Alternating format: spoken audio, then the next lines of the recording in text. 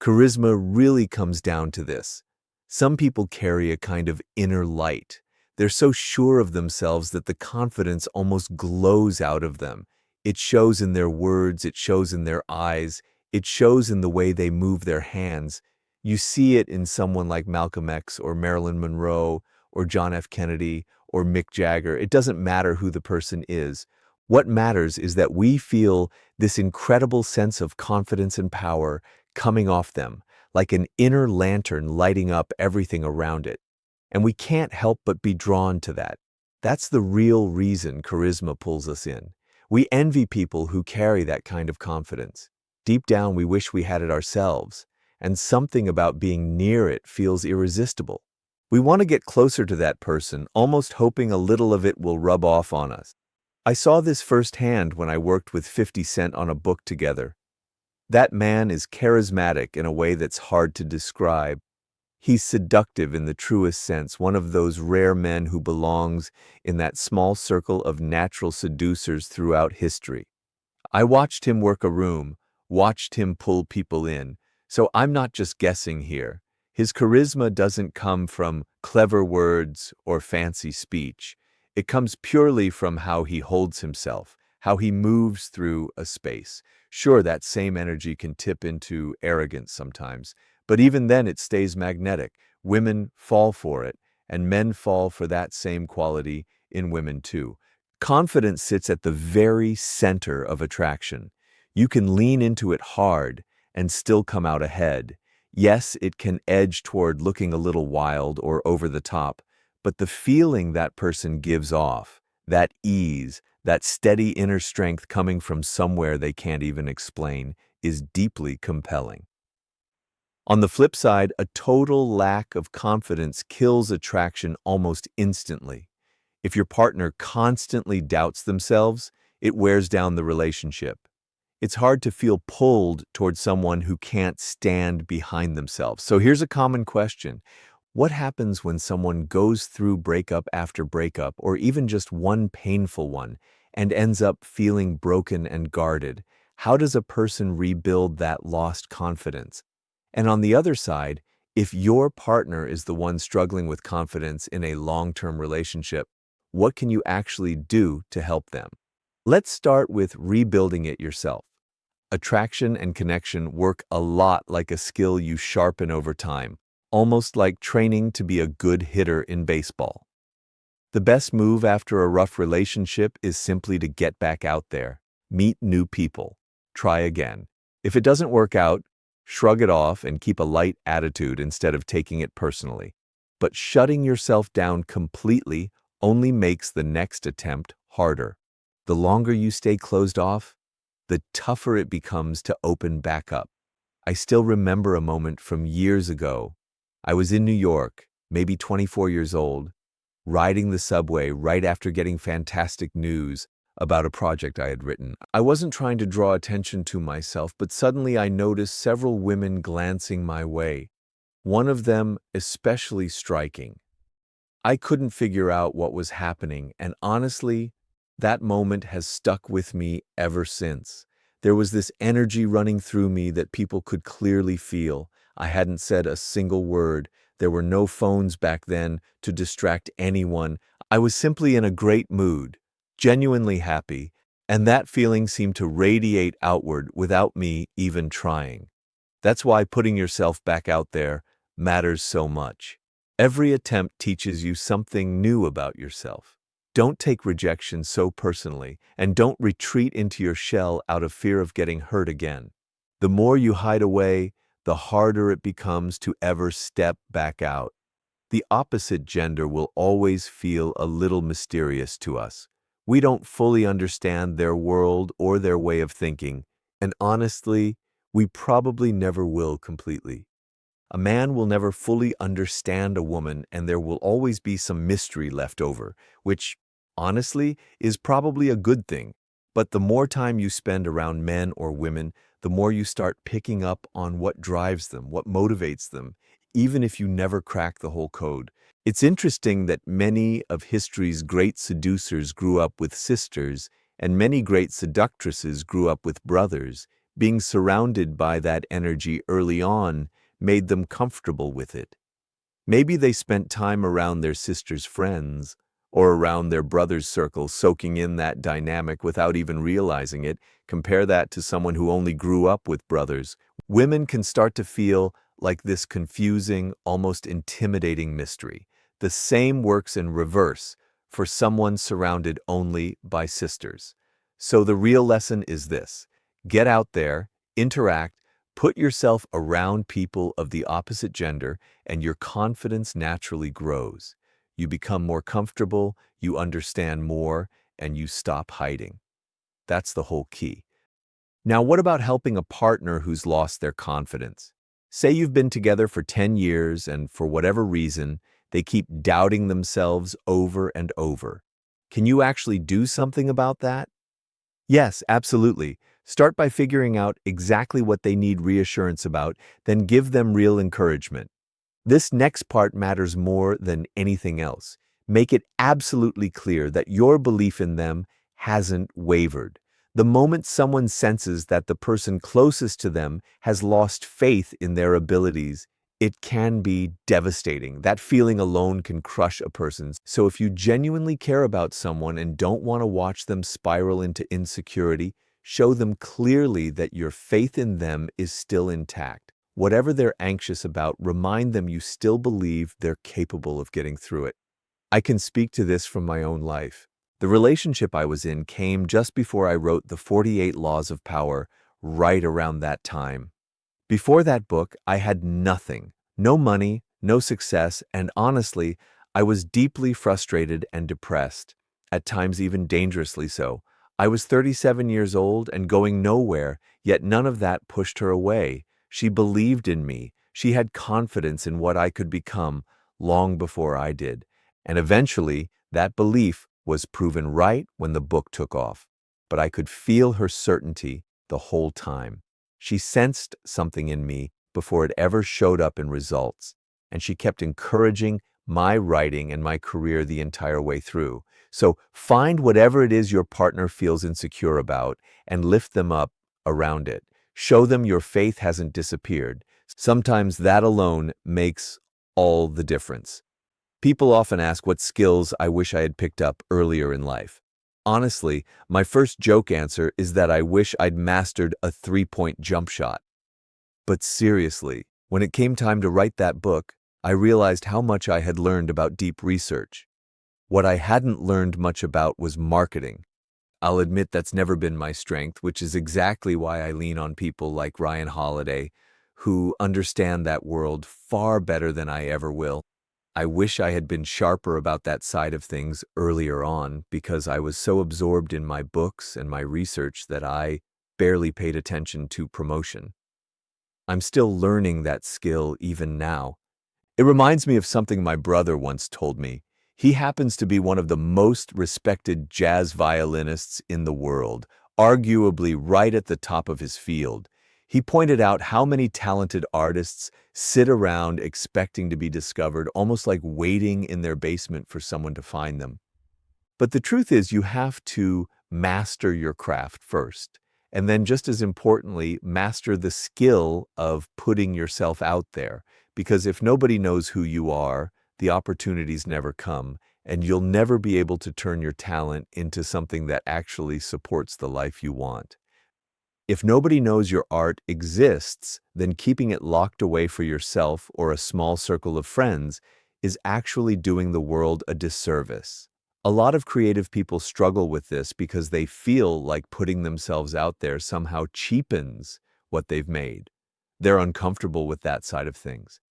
But that discomfort is exactly why so many artists never make it. The ones who do succeed understand how to play that power game. At least to some extent, they're not naive about it. What do I mean by the game of power? Look at the art world as an example, something I understand pretty well through people I've known personally. It's a brutal, cutthroat field. Hundreds of thousands of young people enroll in art schools across the United States every year. Yet, the number who actually earn a living from their art, you could count them on two hands. So, What's really happening here? The truth is, making it is incredibly hard, and the people who do make it have toughened up. They've figured out how to market themselves, how to promote their work, and how to understand what's selling right now, and they've become masters at that side of things. Here in Los Angeles, practically everyone you meet is an aspiring actor or screenwriter. They believe they have all the talent in the world, but they lack discipline. They don't show up consistently, and they have no idea how to sell themselves. I run into this constantly. I consult with actors who, even in something as simple as an audition, don't know how to present themselves or showcase what they can do. They assume raw talent alone will carry them, but it never does. So, what exactly is this skill? Is it the art of selling yourself? Is marketing just communication?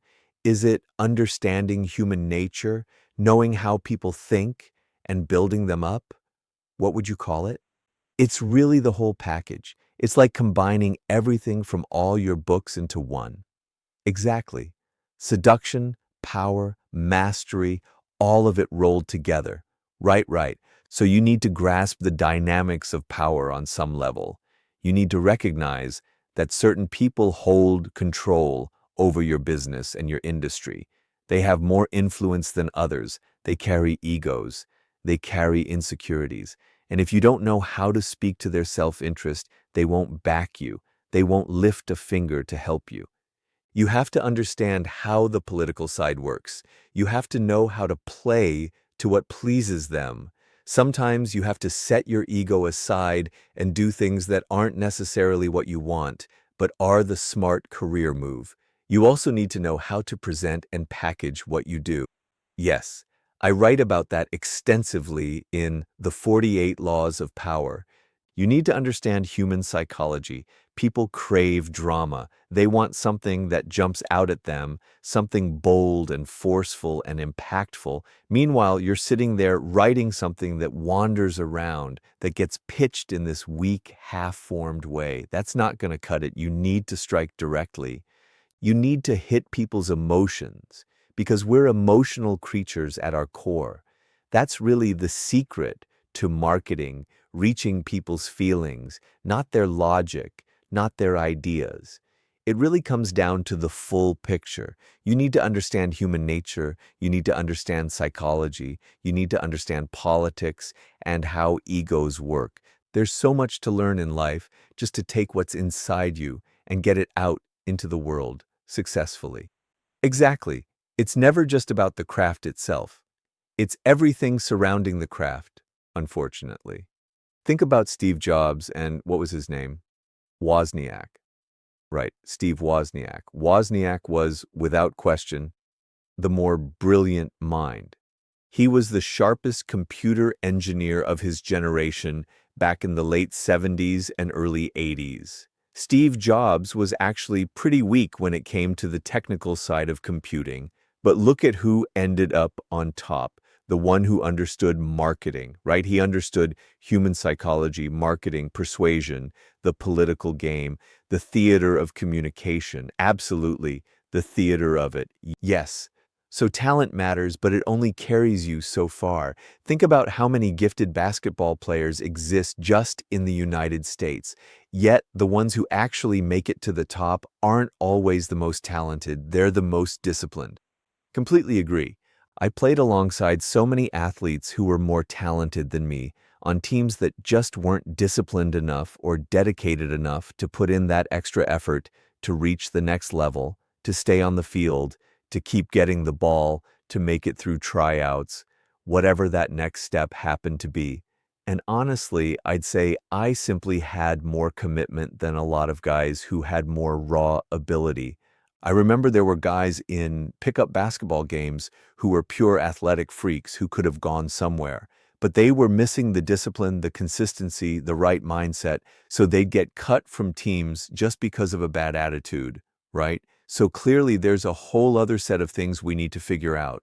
What do you think is the one skill people spend way too much time chasing that ends up wasting their time? I've honestly never thought about it that way. I guess you can try to chase too many things in life, try to pick up too many skills at once, and never truly master any single one of them. Exactly. So the pull in our culture, with all this access to information and everything happening around us through media, is to think, I'll pick up guitar now, and I'll also learn this, and I'll learn that too. So people end up spreading themselves across too many different things instead of really truly mastering one thing. Yes, and that's probably the biggest mistake I notice in a lot of people, especially when they're young, because it's genuinely tough when there's so much out there and so many distractions pulling at you. I think there has to be a balance, though, because there's this author, David Epstein. He wrote a book, I believe, called The Sports Gene, and also one called Range, which explores all these successful people who actually built a whole variety of skills. I mentioned this to you before, how you had this collection of different abilities that maybe you were only decent at individually, never fully mastering or excelling in each one, but that mix of skills produced these unusual, unexpected books. Yeah. I mean, these strange, powerful books that stood out from everything else at the time, that were genuinely different, that were one of a kind. And if you hadn't experimented across all those different areas, maybe that unique creation never would have happened. I agree with that idea, but there's a nuance I'd add to it. For instance, I developed strong research skills while working in Hollywood and in journalism, and that's a genuine, real skill, yes. I learned how to navigate a library inside and out, something you probably wouldn't even know how to do, right? And I did that for years. Man, that takes a serious amount of time and energy. It really does. But that wasn't some half-developed hobby skill I picked up. That was a legitimate, real skill. And the journalism background gave me 4 or 5 years of writing under deadline pressure, learning to make things tight and dramatic. I wasn't hugely successful at it, but I could genuinely call it a skill. So when I brought everything together with my knowledge of history and so on, there was definitely a range there, and I completely agree with that author on that point. Right, but if all those skills had just been mediocre, I'm not sure it would have come together the way it did. So it all stayed within the world of writing and research. It wasn't like I was pulling in random skills that had nothing to do with writing. Exactly. Got it. Right.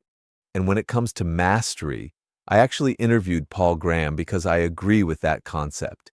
And I've always pushed the idea of developing 4 or 5 skills and then blending them together in your own unique way. And he's basically the model for it. He's one of the most successful tech entrepreneurs of our generation.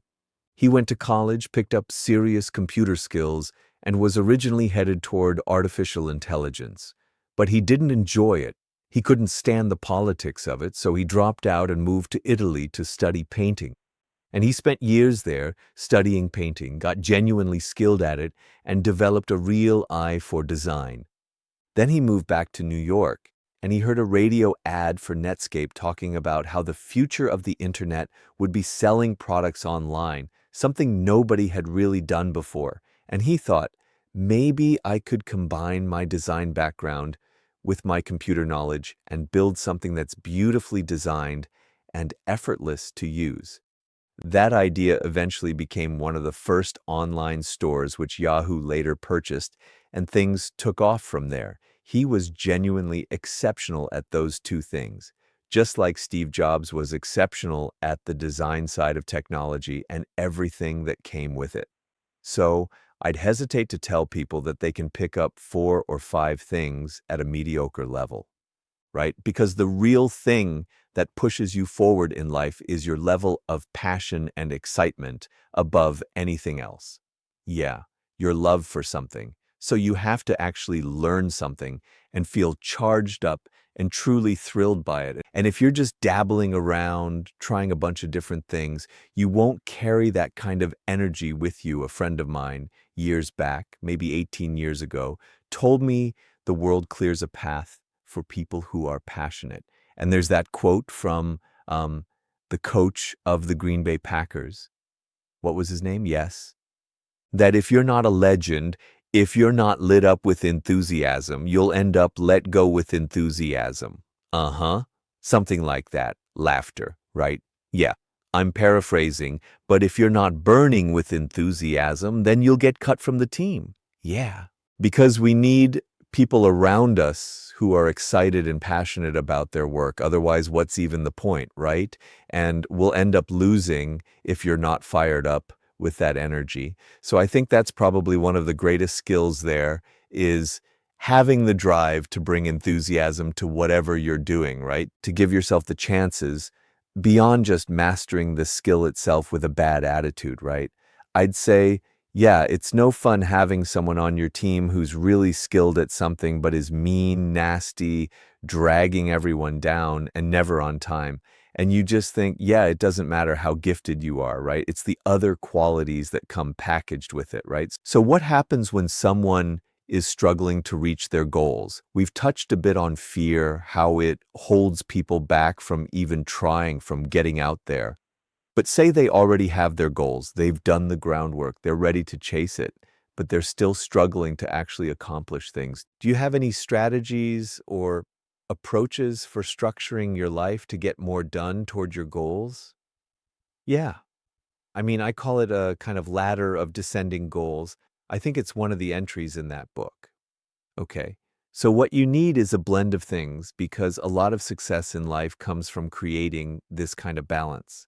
So you want a big picture goal for yourself. Say you want to build this business you've been dreaming about, right? But you can't quite get there. You can't build the bridge to it, okay? So you say, this is my long-term goal, and then you build a ladder of smaller goals, one leading down to the next, to get yourself there. So let's say your goal has a 5-year timeline. You're going to launch the business. Then within that, you break it down into months, weeks, and days, and you're setting small goals you can actually hit, ones that are within reach. So, I want to launch my business. It's really tough out there. There's one thing I know I'm not good at. All right, well, tomorrow I'm going to start picking up this new skill. I'm going to enroll somewhere. I'm going to read this book. Right. Give yourself something you can achieve within a week, right? Or 2 weeks. Yes, not something so far off that it feels impossible. What's killing you is thinking too far into the future and you can't get there and it starts to feel unreachable. It crushes your spirit, right? You're being too ambitious. You're looking too far ahead. You need smaller, reachable goals, right? So your amazing business, your amazing book, your amazing podcast, all have smaller steps you need to take to arrive there. Set a target you can hit in a month, a week, whatever time frame, and then hit it. Don't make it too easy, but don't make it impossible either.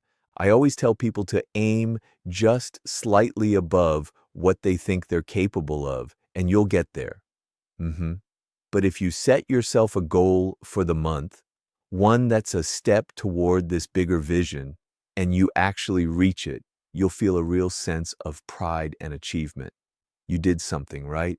Yes, you covered part of the distance, and now with that determination, you know you're on your way, and you can repeat that, set another smaller goal, and you're not fixated on 5 years from now. You're focused on tomorrow's target.